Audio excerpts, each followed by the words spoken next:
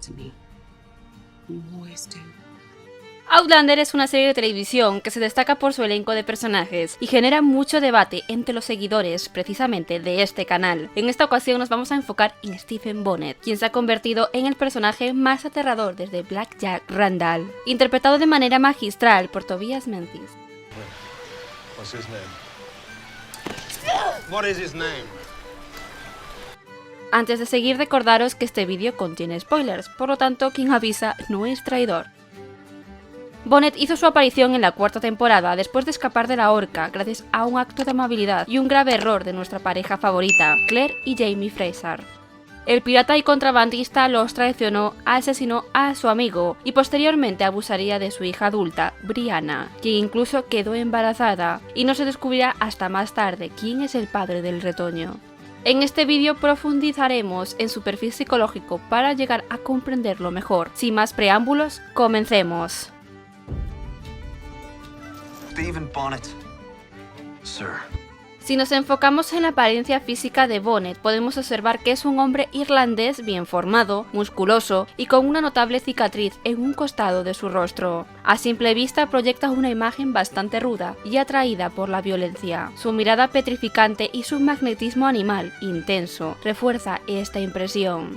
Como capitán está acostumbrado a dar y recibir golpes, lo que lo convierte en una persona con la que pocos se atreverían a bromear. Para poder realizar un diagnóstico y relacionarlo con algún trastorno de personalidad, debemos adentrarnos más por nuestra cuenta, ya que hasta el día de hoy la autora del libro no se ha pronunciado al respecto.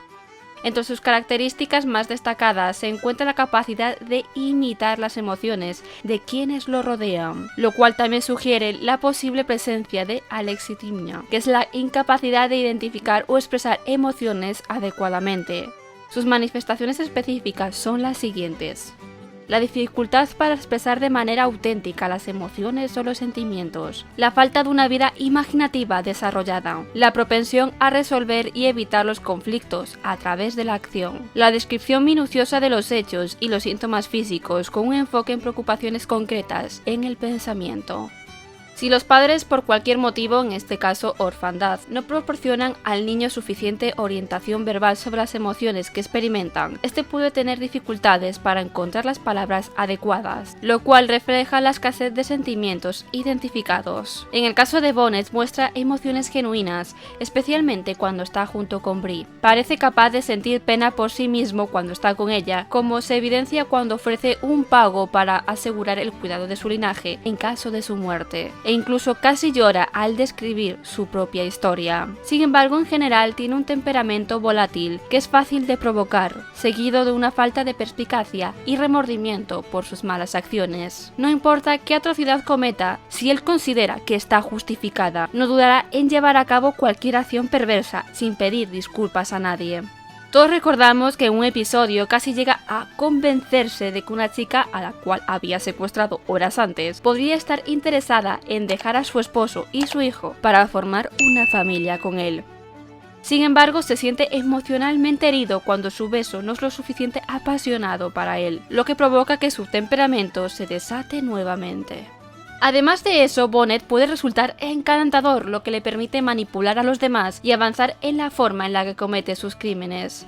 Un dato adicional es que siempre tiene un sueño traumático recurrente en el que se ve morir ahogado, y a pesar de sus gritos nadie acude a su ayuda. Esto refleja su miedo significativo a morir solo, sin el afecto real de nadie. En general, su comportamiento no se puede atribuir únicamente al narcisismo, aunque hay aspectos que podrían explicarse desde esa perspectiva, como su capacidad para convencerse a sí mismo de versiones distorsionadas de los hechos. Por ejemplo, pensar que alguien a quien forzó deseaba tener relaciones sexuales simplemente por el hecho de haber entrado en una habitación a solas con él, aunque esto también pudo verse condicionado por el pensamiento de la época, es decir, ya que nadie tampoco hizo nada para evitarlo. Sin embargo, todavía queda sin explicar su capacidad de imitar emociones y otros aspectos. Además, no muestra exactamente un sentido exagerado de importancia personal, aunque parece delirar acerca de su posición en la vida y su potencial, por lo que podría encajar en esa categoría. Muchos de sus problemas también parecen basarse en su inseguridad, que ha estado presente durante muchos años, al menos desde su infancia, cuando un grupo de hombres decidieron lanzar una moneda para decidir si lo asesinaban Se sabe que la inseguridad es un factor importante y que impulsa a los narcisistas. Como mencionábamos anteriormente, las personas con alexitimia tienden a mostrar una actitud agresiva hacia su entorno, pero especialmente a sí mismos, ya que al no poder expresar verbalmente sus sentimientos, tienden a sentirse inútiles y experimentar anedonia.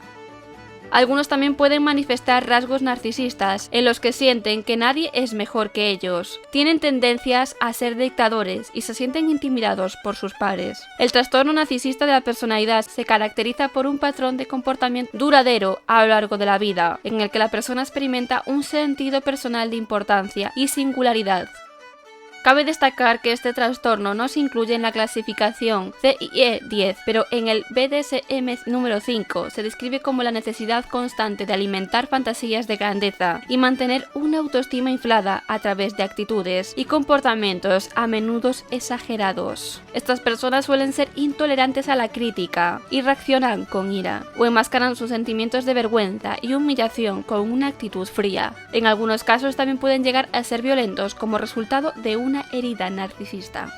Estos aspectos encajarían perfectamente con nuestro villano y nos ayudarían a comprender lo que puede pasar por la mente de Stephen Bonnet.